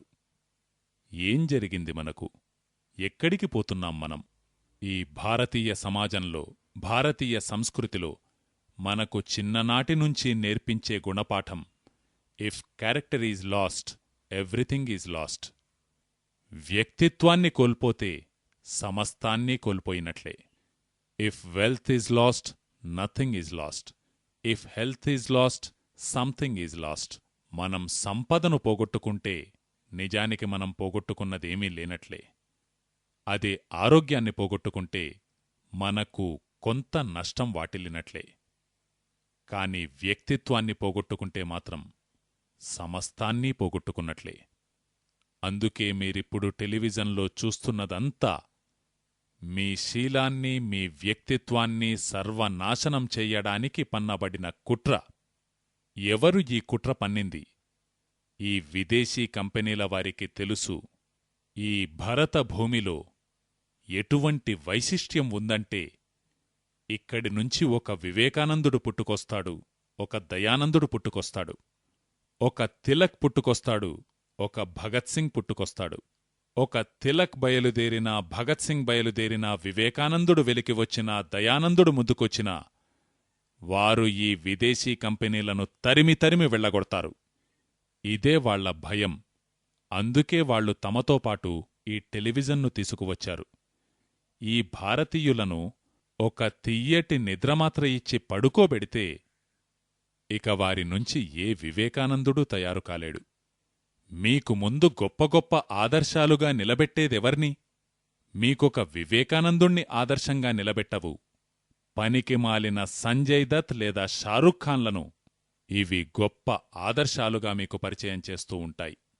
ఇది ఎంత ప్రమాదకరమైన వ్యవస్థ అంటే, నేను ఎన్నోసార్లు ఎంతోమందిని అడుగుతూ ఉంటాను. చిన్న చిన్న పిల్లలు, 3 ఏళ్ల పిల్లలు, 4 ఏళ్ల పిల్లలు, 5 ఏళ్ల వయసున్న పిల్లలు వీటినే చూస్తూ పెరిగి పెద్దవుతున్నారు. ఈ చిన్న చిన్న పిల్లలు రోజుకి 4 గంటలు 5 గంటల చొప్పున టీవీ చూస్తూ సినిమాలు చూస్తూ ఉంటే ఏం జరుగుతుందో తెలుసా? 20 ఏళ్ల వయసొచ్చేసరికి ప్రతి పిల్లవాడికి కనీసం 30,000 సార్లు హత్యలు చేసే దృశ్యాలు చూపించబడుతూ ఉంటాయి. ప్రతి చలనచిత్రంలోనూ హత్యలు, ప్రతి ఎపిసోడ్లోనూ హత్యలు, ప్రతి సినిమాలోనూ ప్రతి ఎపిసోడ్లోనూ హింస, గొడవలు పడడం. ఎందుకు ఇంతగా గొడవలు పడడం చూపెడుతున్నారు? ఎందుకు ఇంత హింసను చూపెడుతున్నారు? ఎందుకో తెలుసా? ప్రపంచ దేశాలలో హింసను వ్యతిరేకించేది భారతదేశమే. అహింసనే పరమధర్మముగా పాటించే దేశం మనది. అందుకే భారతీయ సంస్కృతిని నాశనం చేయాలంటే అహింస స్థానంలో హింసను తీసుకురావాలి. ప్రతి వ్యక్తి ఆ హింసను ఎలా చేస్తాడు? ప్రతి వ్యక్తి ఆ హింసకు పాల్పడాలంటే ఆ హింసను తాను మళ్లీ మళ్లీ చూసి ఉండాలి. ఇలా మళ్లీ మళ్లీ మళ్లీ మళ్లీ మనం హింసాదృశ్యాలను చూడడం వలన మనకేం జరుగుతుందో తెలుసా? ఈ హత్యాదృశ్యాలను, ఈ రక్తపాతాన్ని చూసి చూసి చూసి చూసి మన మనసులోని దయ అడుగంటిపోతుంది, కరుణ అంతమైపోతుంది. మన దేశంలో ఒక వాక్యం చెబుతూ ఉంటారు, దయయే ధర్మానికి మూలము అని. అంటే మనసులో దయయే లేకుంటే ఇక ధర్మమెక్కడ నిలబడుతుంది? కాబట్టి వారు ఇలా నేరుగా మీ ధర్మంపై దాడి చేస్తూ ఉన్నారు. ఈ హింస ఎంతో ప్రమాదకరమైనది. దానితో పాటుగా ప్రమాదకరమైన మరొక అంశం సెక్స్ యొక్క వల్గారిటీ. ఈ అశ్లీలత వేల మంది, లక్షల మంది, కోట్ల మంది యువతీ యువకులను నాశనం చేస్తూ ఉంది. వీళ్లు నాశనం కావడం మన దేశంలోనే మొదలయింది అని కాదు, అమెరికాలోనూ ఐరోపా దేశాలలోనూ ఇప్పటికే ఈ నాశనం జరిగింది. ఐరోపా దేశాలలో ఈ సెక్స్ యొక్క వల్గారిటీ వల్ల, ఈ అశ్లీలత వల్ల ఎంతటి పతనం జరిగిందో మీకు ఒకే ఉదాహరణ చెబుతాను. 3-4 రోజుల క్రితమే వార్తాపత్రిక గుజరాత్ సమాచార్లో 2వ పేజీలో ఒక వార్త ప్రచురించబడింది. ఏమిటా వార్త? బ్రిటన్లో 11 ఏళ్ల పిల్లవాడు తండ్రి అయ్యాడు. బ్రిటన్లో 11 సంవత్సరాల కుర్రవాడు తండ్రి అయితే ఇక తన భార్య వయస్సెంతో తెలుసా? 15 ఏళ్లు. 15 ఏళ్ల వయస్సు స్కూలుకు, కాలేజీకి వెళ్లే వయస్సా? లేదు తల్లిదండ్రులయ్యే వయస్సా? ఈ 11 ఏళ్లు 15 ఏళ్ల పిల్లలను తల్లులుగానూ తండ్రులుగానూ అయ్యే విధంగా రెచ్చగొట్టిందెవరు? ఇదే టెలివిజన్, ఇవే సినిమాలు. ఈ టెలివిజన్ మరియు సినిమాలు ఐరోపాలోని యువతనంతటినీ నాశనం చేశాయి. నేను ఎన్నో ఐరోపా దేశాలు తిరిగాను. ప్రతి దేశంలోనూ అక్కడి పెద్దలను ఒకే ప్రశ్న అడుగుతూ ఉండేవాణ్ణి. మీ దేశానికి ఉన్న అతి పెద్ద జాతీయ సమస్య ఏమిటి? వాళ్ళందరూ చెప్పే మాట, రాజీవ్ భాయ్, మా దేశంలో ఉన్న పెద్ద సమస్య 10 ఏళ్ళు, 11 ఏళ్ళు, 12 ఏళ్ల పిల్లలు తల్లులైపోతూ ఉన్నారు. ఇదే ఒక గంభీరమైన సమస్య. ఇక పెళ్లి వయస్సు వచ్చేసరికి ఒక పిల్ల 10 సార్లు ఎబార్షన్ చేయించుకుంటే మరో పిల్ల 15 సార్లు ఎబార్షన్ చేయించుకుని ఉంటుంది. ఇది వారి సమస్య. వెర్జినిటీ అంటే ఏమిటో అది వారికి తెలియనే తెలియదు. భారతీయ సంస్కృతిలో పవిత్రతకున్న వైశిష్ట్యం వారికి తెలియదు. సంయమం నిగ్రహం యొక్క విలువేమిటో వారికర్థం కాదు. విద్యార్థి దశ నిగ్రహాన్ని పాటించవలసిన దశ అని, సంయమాన్ని పాటించవలసిన దశ అని మన దేశంలో ప్రతి ధర్మమూ చాటి చెబుతూ ఉంటుంది. అందుకే విద్యార్థులను గురుకులాలకు పంపిస్తూ ఉండేవారు. వారు 25 వరకు ఆత్మనిగ్రహంతో సంయమంతో కూడిన జీవితాన్ని జీవించి విద్యనార్జించేవారు. ఈ సంస్కృతిని గురించి వాళ్లకు తెలియదు. అదికాక ఇప్పుడు వాళ్లకి వచ్చిన పెద్ద సమస్య ఏమిటంటే, పెళ్లి కాకుండా పుట్టిన పిల్లల్నందరినీ ఎక్కడని ఉంచాలి? అలా పెళ్లి కాకుండా పుట్టిన పిల్లలను ఉంచడానికే వారి దేశాల్లో కాన్వెంటు స్కూళ్లను తెరిచారు. ఐరోపాలో కాన్వెంటు స్కూళ్లలో చదివేదెవరు? తమ తల్లిదండ్రులెవరో తెలియని పిల్లలు. ఎందుకు తెలియదు? ఈమె నా కూతురని, తను నా కొడుకని చెప్పే ధైర్యం లేదు. ఎందుకు లేదు? వాళ్లు